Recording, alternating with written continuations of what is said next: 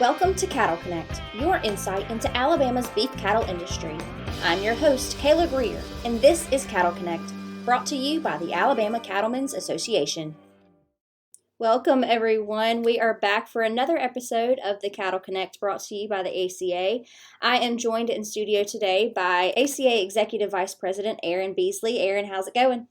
Hey, Kayla. I'm happy to be talking about one of my favorite subjects today. Yeah, that's right. We're just going to jump right on in while we're recording. There is a room that sits below us, and it is one that everyone knows as the MOOseum. And so we are going to talk about what that is. The MOOseum is our premier children's educational center that we have here on the first floor of the Cattlemen's Association. There's a big backstory that comes with the MOOseum. So, Erin, just talk about the history of that venue and how it came to be, and maybe who do we invite through its doors? Yeah, so luckily we're able to do the podcast today because if it was a day where the MOOseum was filled with children, it'd be too loud downstairs, Kayla, to get this done. It's a noisy office to be in right here where I sit every day. You can always tell when the MOOseum is busy from my desk because it sounds like a group of banshees down there.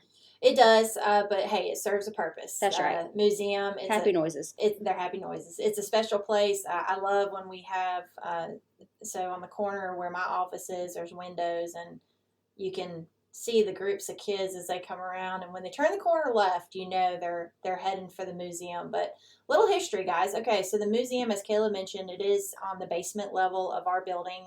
And the MOOseum came to fruition, the structure itself, in the mid-1990s, let's just call it that.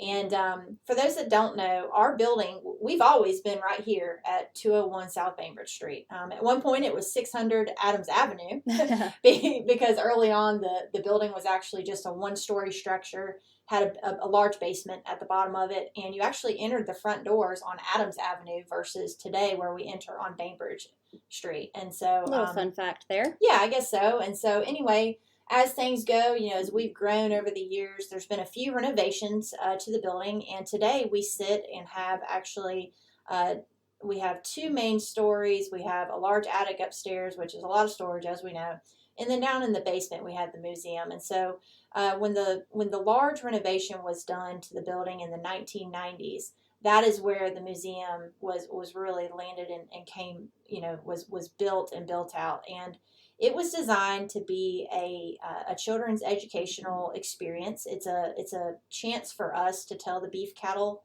story to kids that maybe just don't have a chance to visit the farm. And so, again, going back to our history, what a creative and just man, talk about the vision.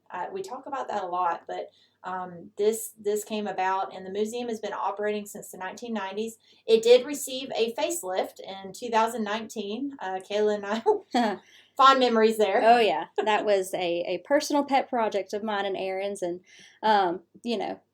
it was totally worth the effort. I hope we never have to do that again in our tenure here, but totally worth it to see that project come to fruition and just bring that venue to the modern child. And something that they can appreciate a little more than maybe what a 1990s child could appreciate. Yeah, I think that's important to note, Kayla, and something that is important for our members and for those listening to know is that there's never been any membership dollars spent on the building. It's been through fundraising. It's been through the support of our county chapters. It's been through the support of the Cattlemen's Foundation. It's been through the support of the state beef checkoff and from donors and a lot of people at the Southeastern Livestock Exposition, over the years. And so it's been a collective effort of people coming together to help that vision come to life. And it's served tens of thousands of children over the course of 3 decades now? Yeah, I mean, we boast about 25,000 people a year that come through these doors, and we'll talk about that a little later in the show about where that audience is coming from. But yeah, I mean, just again, those different branches of our organization here coming together to promote a shared mission and vision, and that is educating Alabama's youth about the beef cattle industry, and not only Alabama's youth, but I mean, we've learned here and we've seen over the years, we have a global reach with the MOOseum. International. Yeah, I mean, we've been featured on travel vlogs. We've had Australian visitors, we've had Japanese visitors, we've had Eastern European visitors. Just Your favorite, the British. They uh come to visit. That's my Kayla's my favorite. my friends, the Brits.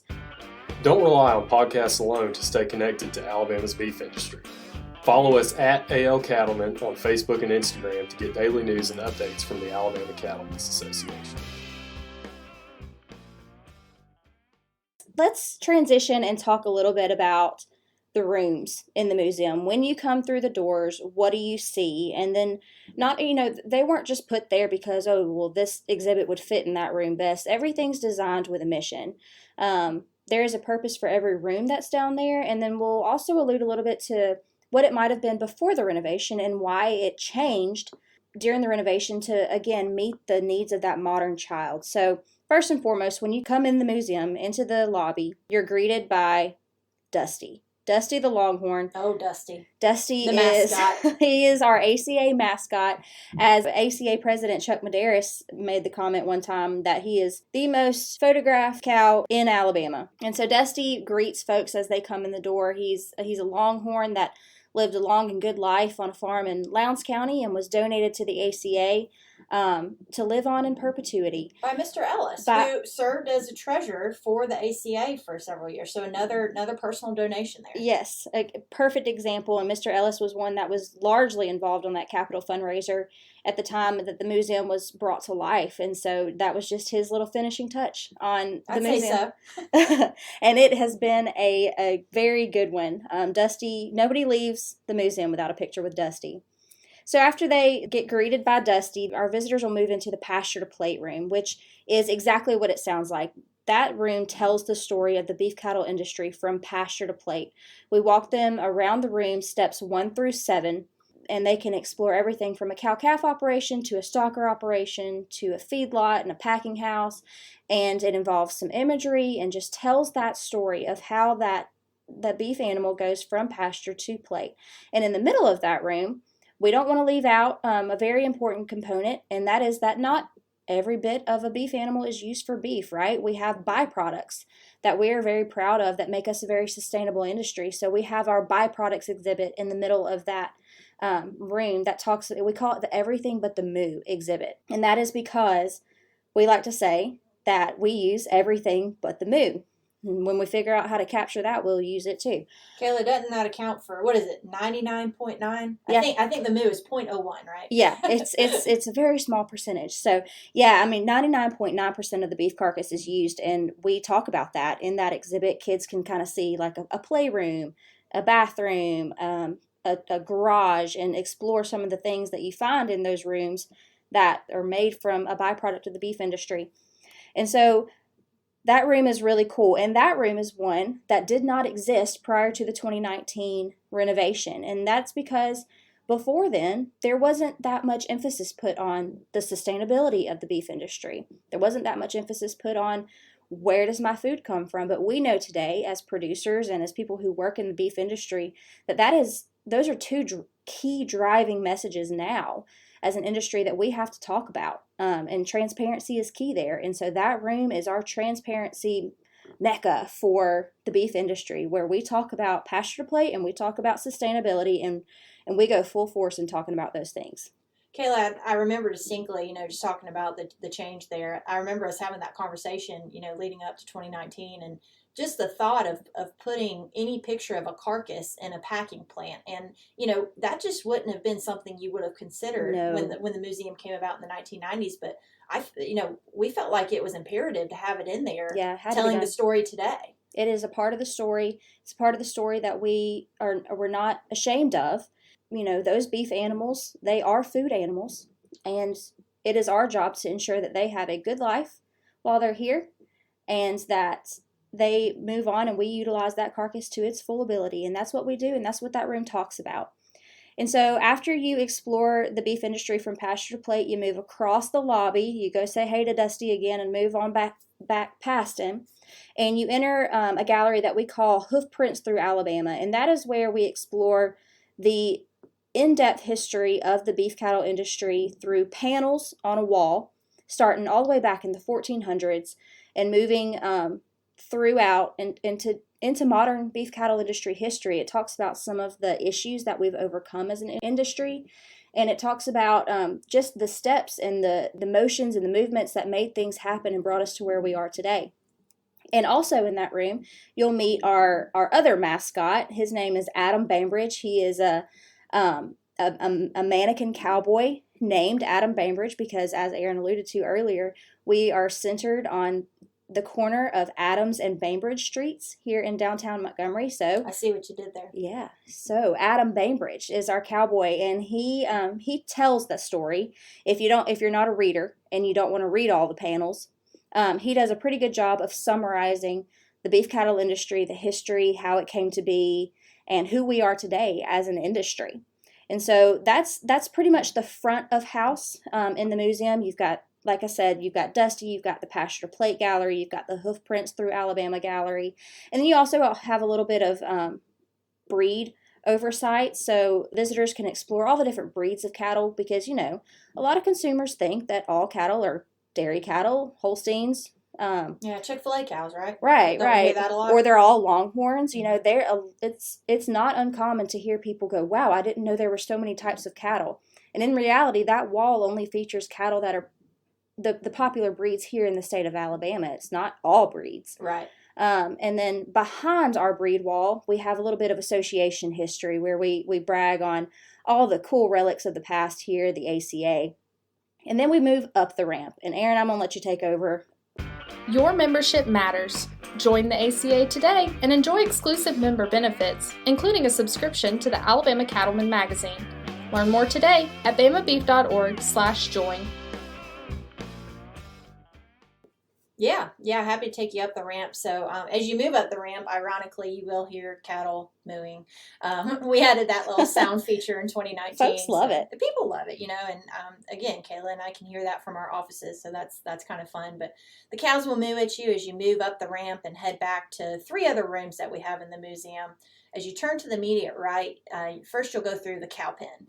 And this is, Kayla, I think this is just a great opportunity for us to tell the story of how are we raising cattle? What are we doing as good stewards of those animals?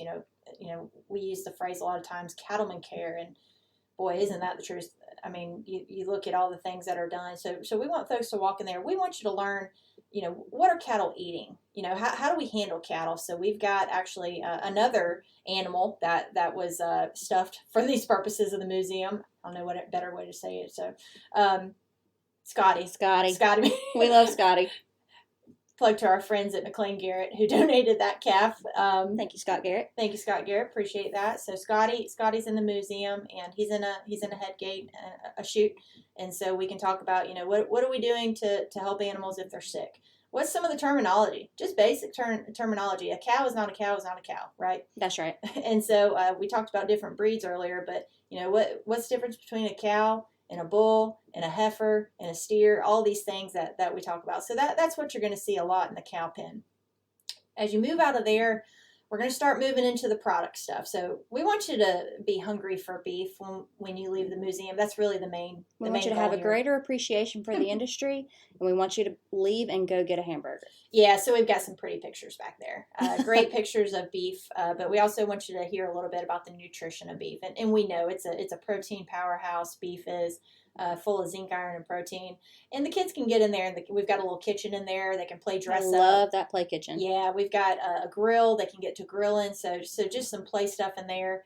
And then as you exit that room, then you move to the last room, which is our rodeo room, another favorite of the kids. We've got some saddles in there where they can play, dress up as cowboys and cowgirls. And we mentioned our proud partners, Southeastern Livestock Exposition. They were a big part of this building in the 1990s. And that's their room. And so it does a great job of just educating you a little bit about the rodeo industry and how early days of handling cattle and working cattle, that's what led to the rodeo industry, right, Kayla? Yeah, that's right. And those events, it talks about how the events have ranch roots. So somebody didn't just hop on the back of a horse one day and make some money doing it. It started out as breaking horses to be able to use on the ranch. And so we talk about that and how those events started out as true operational tools on a working cattle ranch and are today, it's a professional sport that thousands and thousands and thousands of folks love. Absolutely. Yeah. So that's kind of round you out around the up the ramp, as we like to say. But one thing in the 90s when the museum first came about, target audience, we've talked about that a lot. It's a target audience was the fourth graders, because in Alabama, when you're in the fourth grade, you come to Montgomery to learn about Alabama history. And I think anybody that grew up in Alabama probably did that. Probably the thing that Kayla and I, as we were kind of going through and like, hey, how do we update this thing? In 2019, that still was the main piece, but we definitely had to recognize that we had all these other people coming in, and you even said other countries. Kayla. Oh yeah, I mean it's wild the number of people that come through those doors, and we don't require you to make an appointment to come. So there's a lot of walk-in traffic, and just it really amazes me, because we're kind of on the back end of the tour part of downtown Montgomery. Yeah. And you work the opposite direction of us in terms of tours. For history in downtown Montgomery, but it is amazing to me the people that will wander down this end of Bainbridge Street to go to the MOOseum, and the people that go off track of travel plans across the United States because they saw something that said the MOOseum in terms of Montgomery attractions. So just really, people are interested by it. Yeah, well, I mean, tourism in downtown Montgomery, sightseeing and such, we've seen a big pickup the last 5 years. Really, like, kind of a little bit pre-COVID, but after COVID, man, it picked up. I mean, we've got great exhibits down here related to the civil rights, related to Alabama history at our friends at the archives next door. Of course, the Capitol's 2 blocks down the road. Yeah. And people want to come see the MOOseum as well. So it's a great chance for us to share our story. And one thing I always like to add in talking about that is we have one thing that all of those exhibits don't.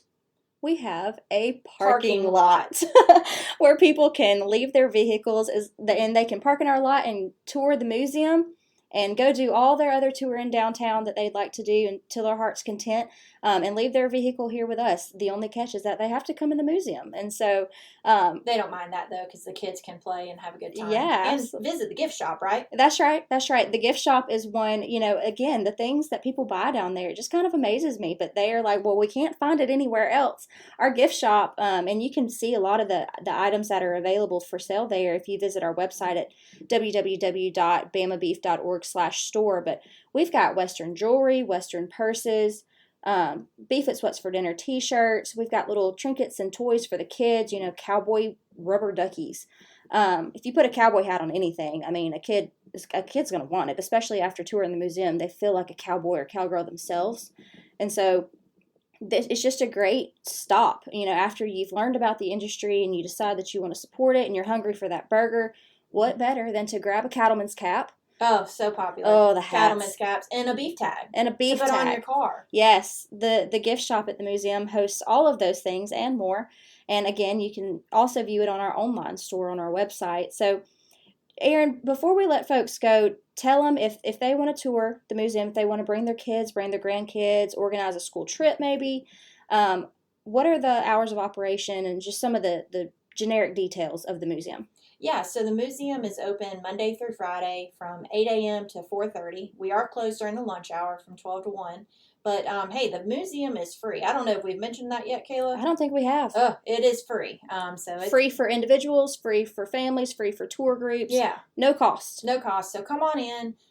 If you have a large group, we do like to know that you're coming. So if you're a school group, if you want to, if the whole county school system's coming down one day, we'd love to have you, but we need to know you're coming. Give us a little call ahead of time. We need to make room in the parking lot for the school buses, right? That's right. So we've got the school groups. But hey, if you're a homeschool group, if you're just a family visiting, come on by. I would say if you have more than 8 to 10 people, we would like to know you're coming, just so that we don't have 100 people in the MOOseum at once, because it's not the largest museum, guys. But, we can hold 40 to 50 folks here. Yeah, pretty comfortably. And so if your group is bigger than that, don't be shied away from coming to tour. Cynthia downstairs, she will welcome you in, and she does a great job of coordinating that. Whether that's 50 folks come in at first and 50 stay outside and maybe eat lunch and under a little shaded area, and then they swap. That's what a lot of school groups do while they're here in town. But I think we would be remiss too, Erin, if we didn't mention, who's listening to this podcast but Cattlemen.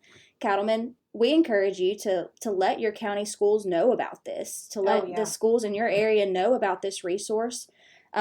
invite them to come to the museum. And as, a cattlemen's association, it would be a really cool thing to offer maybe support for those schools to come down here, whether that's gas money. Maybe one of your cattlemen has a CDL and can drive the bus down. One of the hardest things that schools have is finding school bus drivers for field trips. So if you can activate a county cattleman in that way and get those kids down here to see the museum, what better way to do that? Yeah, and Kayla, we've got a lot of our folks too that are FFA teachers or school teachers themselves, and so hey, if y'all end up down in Montgomery for like maybe a summer convention, yes, or something that's going on, please bring your group by. A lot of groups will give what I call the $1 tour, and it still don't cost you any money, but we might take you upstairs and show you some of the other neat things that we have on the third floor around the building. So great little member benefit there. A little bit more in-depth look at the ACA along with your tour of the museum. That's right. And on your way out, do not forget to stop and get your picture with the beef wagon. The beef wagon. The old Yes. beef wagon. We have our beef truck that we drive around the state, but the thing that you see that signifies that you are at the Cattlemen's Association is the beef wagon that's parked in our parking lot. And today, no, it's not operational. No, we do not drive it. It's off limits these days. It's off limits. It's blocked up. We've got rocks under the tires so it doesn't move. But what it does do is it serves as a fabulous photo backdrop.